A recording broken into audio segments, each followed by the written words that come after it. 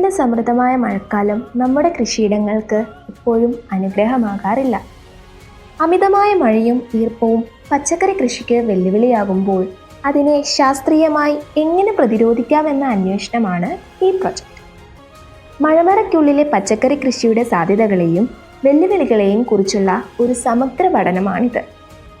പയ്യന്നൂർ BRCയുടെ നേതൃത്വത്തിൽ CPNS GHSS Mathamangalam, saint Mary's high school Cherupuzha, TMHSS Vellora, GHSS Vaikkara, GHSS പ്രാപ്പോയിൽ എന്നീ വിദ്യാലയങ്ങളിലെ 30 കുട്ടിഗവേഷക വിദ്യാർത്ഥികളാണ് ഈ പഠനം പൂർത്തിയാക്കിയത്. പഠനക്കാട് അഗ്രികൾച്ചറൽ കോളേജ്, കേരള കാർഷിക സർവകലാശാല, പ്രാദേശിക കൃഷിഭവനുകൾ കൂടാതെ പയ്യന്നൂർ മേഖലയിലെ വിവിധ കർഷകർ എന്നിവരുടെ സഹകരണവും ഈ ഗവേഷണത്തിന് മുതൽക്കൂട്ടായിട്ടുണ്ട്. ഗവേഷണത്തെക്കുറിച്ച് കൂടുതൽ വിശദീകരിക്കാനായി നമ്മുടെ മുന്നിലേക്ക് എത്തുകയാണ് ഈ കുട്ടിഗവേഷക സംഘത്തിൽ നിന്നും സൂര്യനാഥ് PM, ധ്യാൻ മുരളി KV.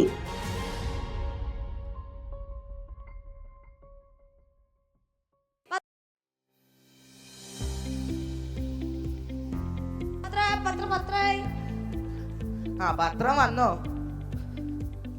വാർത്തകളൊക്കെ വായിക്കാം. ഇതെന്താ താഴെ? നോട്ടീസാണോ? മഴമറ കർഷകർക്ക് 75% സബ്സിഡി വിതരണം, കാർഷിക സെമിനാർ. കൂടുതൽ വിവരങ്ങൾക്ക് കൃഷി ഓഫീസറെ ബന്ധപ്പെടുക. മഴമറ കൃഷി ഇതല്ലേ ടീച്ചർ 8ാം ക്ലാസ് നമുക്ക് പറഞ്ഞു തന്നത്? അന്ന് ക്ലാസ് ശ്രദ്ധിച്ചാൽ മതിയായിരുന്നു. ഇതിനെപ്പറ്റി കൂടുതൽ അറിയാൻ കൃഷി ഓഫീസറെ ബന്ധപ്പെടാൻ പറഞ്ഞിട്ടുണ്ട്. കൃഷി ഓഫീസർ ഇവിടെ അടുത്ത് തന്നെയല്ലേ? ഏതായാലും ഒന്ന് പോയി വരാം.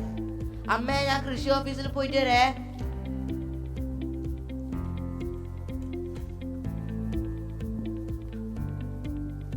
നമസ്കാരം സാർ, എൻ്റെ പേര് സൂര്യന്ത്. ഞാൻ മാതാങ്കൾ സ്കൂളിൽ നിന്ന് വരുന്നു. എൻ്റെ പേര് ധ്യാൻ മുരളി KV. ഞാൻ ഇവിടുത്തെ കൃഷി ഓഫീസറാണ്. സാറേ, ഞാൻ വന്നത് എന്താ വെച്ചാൽ നമുക്ക് ഇതിനെപ്പറ്റി പഠിക്കാണ്ട് മഴമറ കൃഷി. ഇതിന്റെ നോട്ടീസ് എനിക്ക് രാവിലെ കിട്ടിയിരുന്നു. പിന്നെ പറ്റി അറിയാൻ വേണ്ടി വന്നാ. സെമിനാർ നടത്തുന്നല്ലേ? നമ്മുടെ എരമംകുച്ചു ഗ്രാമപഞ്ചായത്ത് ഹൈ ആൾട്ടിറ്റ്യൂഡ് ഏരിയ അല്ലേ? അപ്പം ഇവിടെ നമ്മുടെ 2025 മഴ ഏകദേശം ഫെബ്രുവരി തൊട്ട് ഡിസംബർ വരെ നല്ല മഴയുണ്ടായിന്. അത് കാലം തെറ്റിയുള്ള മഴയാണല്ലോ. അപ്പൊ ഈ അനിയന്ത്രിതമായ കാലാവസ്ഥയ്ക്ക് മഴമറ കൃഷി എത്രത്തോളം പ്രായോഗികമാണെന്ന് അറിയാൻ വന്നതാ. ഈ അനിയന്ത്രിതമായ കാലാവസ്ഥയ്ക്ക് മഴമറ കൃഷി 100% പ്രായോഗികമാണ്. മഴമറ കൃഷി എന്നാല് ഏത് കാലാവസ്ഥയിലും കൃഷി ചെയ്യാൻ പറ്റുന്ന ഒരു നൂതന കൃഷി രീതിയാണ്. അപ്പൊ നമുക്കിത് ഏത് കാലാവസ്ഥയിൽ വേണമെങ്കിലും ഈ മഴമറ കൃഷി ചെയ്യാൻ വേണ്ടിട്ട് സാധിക്കും. ഇതെങ്ങനെ ഉണ്ടാക്കുന്നത്? ഇതിന്റെ സബ്സിഡി ഒക്കെ എങ്ങനെയാ? ഇത് ഉണ്ടാക്കുന്നത് ഇതിന്റെ ഒരു മോഡൽ ഉണ്ട്, അത് ഞാൻ കാണിച്ചു.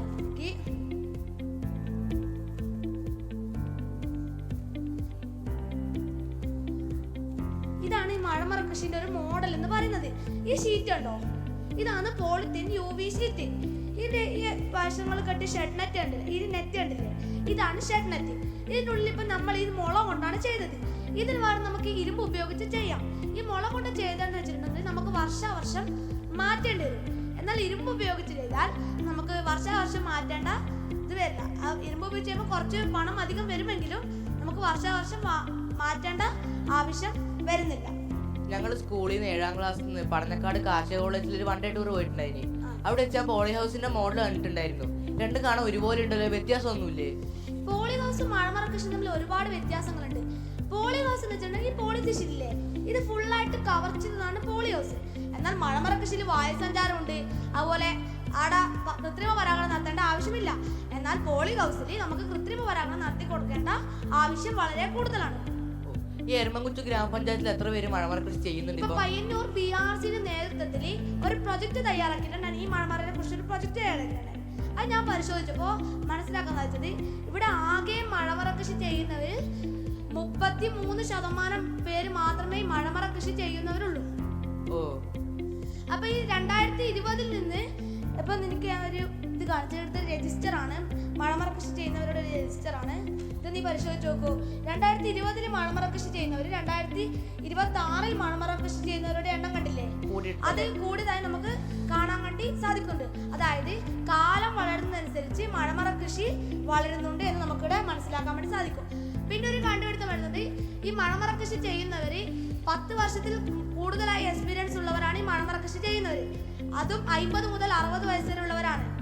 എന്നാൽ നമ്മൾ കണ്ടുപിടിച്ച കണ്ടുപിടിച്ചൊരു ഞെട്ടിക്കുന്ന കണ്ടുപിടുത്തം എന്ന് പറയുന്നത് 30 വയസ്സിൽ താഴെയുള്ളവർ മഴമറ കൃഷി അങ്ങനെ ഒരു കൃഷി രീതിയെ ചെയ്യുന്നില്ല, ഒരു കൃഷിയും ചെയ്യുന്നില്ല എന്നതാണ് മനസ്സിലാക്കാൻ സാധിക്കുന്നത്. ഓ, അത് ഭയങ്കര ഞെട്ടിക്കുന്ന കണ്ടുപിടുത്തല്ലേ. അപ്പം ഇതിൽ പ്രധാനമായിട്ട് ഏതൊക്കെ വിളകളാണ് കൃഷി ചെയ്യുന്നത്? ഇത് പ്രധാനമായിട്ടും പച്ചക്കറി വിളയാണ് കൂടുതലായിട്ട് ചെയ്തു വരുന്നത്. അവർ ആ പ്രൊജക്ട് ഞാൻ പരിശോധിച്ചപ്പോൾ മനസ്സിലാക്കാൻ സാധിച്ചത് ഈ 94% അവർ 48 മഴമറ കർഷകരെ സന്ദർശിച്ചിട്ടുണ്ടായിനി. അപ്പൊ അതിൽ 48 ആളിൽ നിന്ന് 94% പേര് മാത്രമാണ് ഈ മഴമറ കൃഷി ചെയ്യുന്നവര്. ഓ, അപ്പൊ ഇതില് വളങ്ങളൊക്കെ എങ്ങനെയാണ്? ചാണകം ഇടാൻ പറ്റുമോ? ആയത് ചാണകൂട വളങ്ങളെ ലായനി രൂപത്തിലാണ് മഴമറ കൃഷിയിലെ വളപ്രയോഗ രീതി നടക്കുന്നത്. അപ്പൊ ഇത് എങ്ങനെയാണ് വളം നടല്? മണ്ണിലാണോ അല്ല അതിന്റെ അകത്ത് ഗ്രോ ബാഗിലാക്കി വെക്കലാണോ? നമുക്ക് മഴമറ കൃഷി 2 രീതിയിൽ നടാൻ വേണ്ടി സാധിക്കും. നമുക്ക് മണ്ണിൽ നടാം, അല്ലെങ്കിൽ ഗ്രോ ബാഗ് ആക്കി നമുക്ക് ഗ്രോ ബാഗിൽ നടാൻ വേണ്ടി സാധിക്കും. അപ്പൊ ഈ വേനൽക്കാലത്ത് ജലക്ഷേമൊക്കെ ഉണ്ടാവുമ്പോ ഇതില് വെള്ളൊറ്റിക്കല് പണിയായിരിക്കില്ലേ? അത് ഡ്രിപ്പ് ഇറിഗേഷൻ പോലുള്ള നൂതന സാങ്കേതിക വിദ്യകൾ ഉപയോഗിക്കുന്നതിനാൽ ഇവിടെ ജലദൗർലഭ്യം അനുഭവപ്പെടുന്നില്ല. ഇത് സിറ്റികളിൽ മാത്രമേ സിറ്റികളിൽ ചെയ്യാൻ പറ്റില്ലേ? ഇത് മഴമറ കൃഷിന്റെ വേറൊരു മേന്മ എന്ന് പറയുന്നത് സ്ഥലപരിമിതി ഇതിന്റെ ഒരു കുഴപ്പമേ അല്ല. ഇപ്പൊ സിറ്റികളിലൊന്നും നമുക്ക് സ്ഥലം ഉണ്ടാവില്ല, എന്നാൽ നമുക്ക് മഴമറ കൃഷി ടെറസിലും കൃഷി ചെയ്യാൻ വേണ്ടി സാധിക്കും. അപ്പൊ അതിലൂടെ നമുക്ക് ഫ്ലാറ്റിലും താമസിക്കുന്നവർക്കായാലും ചെയ്യാൻ വേണ്ടി സാധിക്കും. ഞങ്ങളുടെ ഈ നാട്ടിലൊക്കെ ഈ മുള്ളം മഞ്ഞൊക്കെ വന്ന് വെള്ളം നശിപ്പിക്കും. സോ മഴമറ അതിന് പ്രൊട്ടക്ഷൻ കൊടുക്കുമോ? മഴമറ കൃഷി വന്യമൃഗ സംരക്ഷണത്തിനുള്ള മാർഗമാണ് മഴമറ കൃഷി എന്ന് പറയുന്നത്. ഇപ്പൊ നമുക്ക് നിലത്ത് വെച്ചാൽ അഥവാ ആക്രമണം, നമുക്ക് ടെറസിൽ വെച്ചാൽ നമുക്ക് ആ ആക്രമണം ഉണ്ടാവില്ല. ഒരു ഉദാഹരണത്തിന് ഇപ്പൊ ഒരാളെ ഫാമിലി ഇപ്പൊ കർഷകർ നേരിടുന്നില്ലേ ആനയുടെ ആക്രമണം, ഇങ്ങനെയുള്ള ആക്രമണം കുറക്കാൻ വേണ്ടി നമ്മൾ ഈ മഴമറ കൃഷി ചെയ്യുന്നുണ്ടെങ്കിൽ അത് ഇങ്ങനെയുള്ള ആക്രമണത്തിന് നമുക്ക് ഒരുപാട് രക്ഷ നേടാൻ വേണ്ടി സാധിക്കും. ഇതിനുള്ള പരാഗണമൊക്കെ നടക്കുമോ? അത് ഞാൻ പറഞ്ഞല്ലോ, ഇവിടെ വായുസഞ്ചാരം ലഭിക്കുന്നതിനാൽ പരാഗണം നടക്കും. ഇതപ്പോ ലോകം മൊത്തം വ്യാപിക്കണം സാറിന് ആഗ്രഹമില്ലേ? ലോകം മൊത്തം വ്യാപിക്കണം എന്ന് എനിക്ക് ആഗ്രഹമുണ്ട്. പക്ഷേങ്കിൽ ഓരോ സംസ്ഥാനത്തും ഓരോ വ്യത്യസ്തരം കാലാവസ്ഥയല്ലേ. ഇപ്പൊ ഒരു ഉദാഹരണത്തിന് ജമ്മു കാശ്മീർ എടുത്ത് നോക്കാം. നമുക്ക് ഈ ജമ്മു കാശ്മീർ എടുത്ത് നോക്കുമ്പോൾ ജമ്മു കാശ്മീരിൽ കൊടും തണുപ്പും മഞ്ഞ് കാലാവസ്ഥയും അല്ലേ. അപ്പം ആ കാലാവസ്ഥയിൽ നമുക്ക് മഴമറ കൃഷി ചെയ്യാൻ വേണ്ടി സാധിക്കില്ല. അപ്പൊ ഇതിന് ദോഷങ്ങളൊന്നുമില്ലേ? രോഗങ്ങൾ എങ്ങനെയാ? ഇതിന്റെ ഒരേ ഒരു ദോഷം എന്ന് പറയുന്നത് ഈ മഴമറ കൃഷിക്കുള്ളിലെ ഒരു സസ്യത്തിന് എന്തെങ്കിലും ഒരു രോഗം പിടിച്ചാൽ അത് എത്രയും പെട്ടെന്ന് എല്ലാ സസ്യങ്ങൾക്കും പടരുമെന്നുള്ളത് ഇതിന്റെ ഒരു ദോഷമായിട്ട് കണക്കാക്കുന്നത്. ഈ മണ്ണിലേക്കൂടെ പടരുന്ന രോഗങ്ങൾ തടയാൻ വഴിയുണ്ടോ? മൾച്ചിങ് എന്ന രീതിയിലൂടെയാണ് ഇതിലുള്ള മണ്ണ് ഒന്നിക്കൽ രാസവളം ഉപയോഗിച്ചോ അല്ലെങ്കിൽ വെയിലത്തിട്ടുണക്കിയോ മണ്ണ് ശുദ്ധീകരിക്കുന്നു. ഇതിലൂടെ ഒരു പരിധിവരെ മണ്ണിലൂടെ പടരുന്ന രോഗങ്ങളെ കുറയ്ക്കാൻ വേണ്ടി സാധിക്കും. അപ്പൊ ഇത് മഴമറ കൃഷി ഇപ്പം ചെയ്യാൻ എന്താ വേണ്ട? സബ്സിഡി എങ്ങനെ കിട്ടുക? ഇത് സബ്സിഡി കിട്ടണമെങ്കിൽ ഒരു രജിസ്റ്റർ വേണം. ഈ രജിസ്റ്ററിൽ പേര്, നിങ്ങളെ അഡ്രസ്സ്, ഇത് ഇമെയിൽ ആയിട്ടും അല്ലെങ്കിൽ കൃഷിഭവനിൽ നേരിട്ടുണ്ടാലും സബ്സിഡി ലഭിക്കുന്നത്. ഈ മഴമറ കൃഷി ചെയ്യാൻ ആഗ്രഹിക്കുന്നുണ്ടോ? ആഗ്രഹിക്കുന്നുണ്ട്. അപ്പൊ എനിക്ക് ഈ ഒരു ഫോം പൂരിപ്പിക്കാൻ സാധിക്കും. ഇത് പൂരിപ്പിച്ച് ഇവിടെ കൊണ്ടുവന്നാൽ നമുക്ക് ചെയ്യാൻ വേണ്ടി സാധിക്കും. കൂടാതെ തന്നെ ആ സെമിനാറിലെ ആ പരിപാടിക്കും പങ്കെടുക്കും. Okay, thank you sir. Thank U.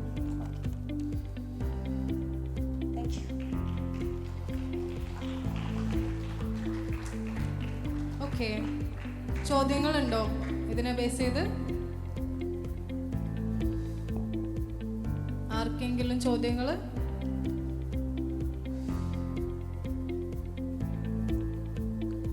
ചോദ്യങ്ങളില്ല? Okay, teacher ചോദ്യം.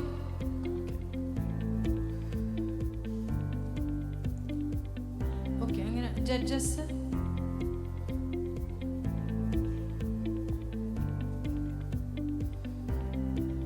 നിങ്ങളിത് എവിടെയെങ്കിലും ട്രൈ ഔട്ട് ചെയ്തിട്ടുണ്ടോ? ആക്ച്വലി മഴമറ കൃഷി നമുക്ക് ഈ മഴമറ കൃഷി ട്രൈ ഔട്ട് ചെയ്യാൻ ടൈം ഉണ്ടായിരുന്നു. നമ്മൾ ചെയ്ത് നോക്കിയിട്ടുണ്ടായിനി.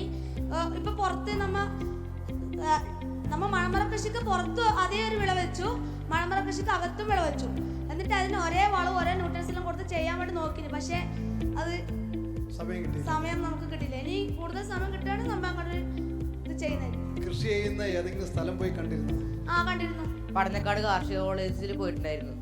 നമ്മൾ ഈ PRCയുടെ നേതൃത്വത്തിൽ ഒരു ഗ്രൂപ്പായി തിരിഞ്ഞിട്ട് നമ്മൾ പഠനക്കാട് കാർഷിക ഗവേഷണത്തിൽ പോയിട്ടുണ്ടായിരുന്നു. അപ്പോൾ അവിടെ നമുക്ക് മിസ് ഈ മഴമറ കൃഷി കാണിച്ചു തരികയും ഈ മൾച്ചിങ് എന്ന രീതിയിൽ നമുക്ക് പറഞ്ഞു തരികയും ഉണ്ടായിരുന്നു. ചെലവിനെ കുറിച്ച് കണക്കെടുത്തിരുന്നു? ചെലവ് കൂടുതൽ? അതെ, ചെലവ് കൂടുതലാണ്. പക്ഷേ കൃഷിഭവനിൽ നിന്നും 70 മുതൽ 80% സബ്സിഡി ലഭിക്കുന്നുണ്ട്. ഇപ്പൊ ഇതൊരു കണക്ക് പറയുന്നത് 1000 സ്ക്വയർ ഫീറ്റിന് 1 ലക്ഷം രൂപ വെച്ചിട്ടാണ് ഇതിന്റെ ഒരു കണക്ക് പറയുന്നത്. അപ്പൊ 1 ലക്ഷം രൂപ നമുക്കൊരു 50,000-60,000 രൂപ വരെ നമുക്ക് സബ്സിഡി ലഭിക്കും. ഓക്കെ, ശരി, മതി. അഭിനന്ദനം. Thank you. Memorial higher secondary school വെള്ളാറയിലെ 8ാം ക്ലാസ് വിദ്യാർത്ഥിനിയാണ്. എൻ്റെ പേര് സൂര്യാനന്ദ്. ഞാൻ മാധവാങ്കര സ്കൂൾ, കണ്ണൂർ ജില്ലയിലെ മാധവാങ്കര സ്കൂളിൽ പഠിക്കുന്ന 8ാം ക്ലാസ് വിദ്യാർത്ഥിയാണ്. നമ്മളെ പ്രൊജക്റ്റ് എന്ന് പറയുന്നത് അനിയന്ത്രിതമായ കാലാവസ്ഥയിൽ മഴമറ കൃഷി പ്രായോഗികമാണോ എന്നാണ് നമ്മുടെ പ്രൊജക്റ്റ്. ഇതിനായി നമ്മൾ എറണാകുളത്തുള്ള ഈ കുസാറ്റിലേക്ക് വന്നിട്ടുണ്ടായിരുന്നു. ഇപ്പോൾ കുസാറ്റിൽ വന്ന് ഞാൻ ആദ്യമായിട്ടാണ് ഈ കുസാറ്റ് കാണുന്നത്. വളരെ നല്ലൊരു അനുഭവമാണ് ഇന്നലെയും ഇന്നുമായിട്ട് നമുക്ക് ഇവിടുന്ന് ലഭിച്ചിട്ടുണ്ടായിരുന്നു. എനിക്കും നല്ല രീതിയിലുള്ള സഹകരണം, ഇവരെല്ലാവരും നല്ല രീതിയിൽ സഹകരിക്കുന്നുണ്ട്. നല്ല രീതിയിൽ വെള്ളമൊക്കെ ചോദിച്ച് വെള്ളം കൊണ്ടുതരും. അതുപോലെ തന്നെ നല്ല രീതിയിലുള്ള സഹകരണം ലഭിച്ചു. ഇവിടെ സ്ഥലങ്ങളൊക്കെ കാണാൻ നല്ല ഭംഗിയുണ്ട്. ഇവിടെ നല്ല പ്രകൃതി രമണീയമായ കാഴ്ചകളെല്ലാം കാണാൻ പറ്റും.